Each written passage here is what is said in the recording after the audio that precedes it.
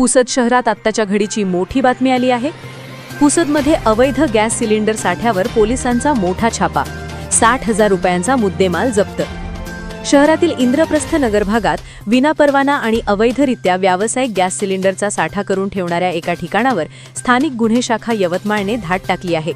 या कारवाईत एकूण 21 गॅस सिलेंडरसह अंदाजे 60,000 रुपयांचा मुद्देमाल जप्त करण्यात आला असून यामुळे परिसरात खळबळ उडाली आहे। नेमकी घटना काय? यवतमाळ जिल्ह्याचे पोलीस अधीक्षक श्री कुमार चिंता यांनी अवैध धंदे आणि गुन्हेगारी रोखण्यासाठी स्थानिक गुन्हे शाखेला विशेष आदेश दिले होते।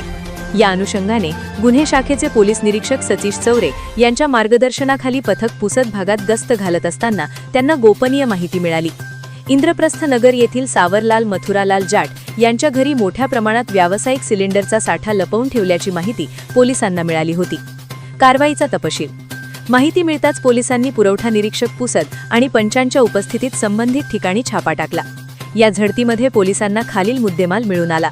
19 किलोचे व्यावसायिक सिलेंडर 19 नग इंडेन आणि HP कंपनीचे, 5 किलोचे छोटे सिलेंडर 2 नग, एकूण किंमत अंदाजे 60,000 रुपये।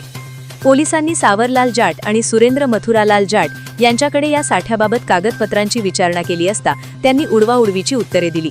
कोणताही वैध परवाना नसल्याने हा साठा अवैध असल्याचे निष्पन्न झाले आणि पोलिसांनी सर्व मुद्देमाल जप्त केला। यांनी केली कारवाई। ही धडक कारवाई पोलीस अधीक्षक कुमार चिंता, अपर पोलीस अधीक्षक अशोक थोरात आणि उपविभागीय पोलीस अधिकारी श्री हर्षवर्धन BJ यांच्या मार्गदर्शनाखाली पार पडली। या पथकात स्थानिक गुन्हे शाखेचे धीरज बांडे, शरद लोहकरे, मुन्ना आडे, संतोष भोरगे, तेजराव रणखांब, सुभाष जाधव, रमेश राठोड, कुणाल मुंदोकर आणि इतर पोलीस कर्मचाऱ्यांचा समावेश होता। तसेच तहसील कार्यालय पुसद येथील पुरवठा निरीक्षक आशिष पवार आणि इतर कर्मचाऱ्यांनीही या मोहिमेत सहभाग घेतला। सध्या या प्रकरणी पुढील कायदेशीर कारवाई पुरवठा विभाग आणि पोलीस प्रशासनाकडून सुरू आहे।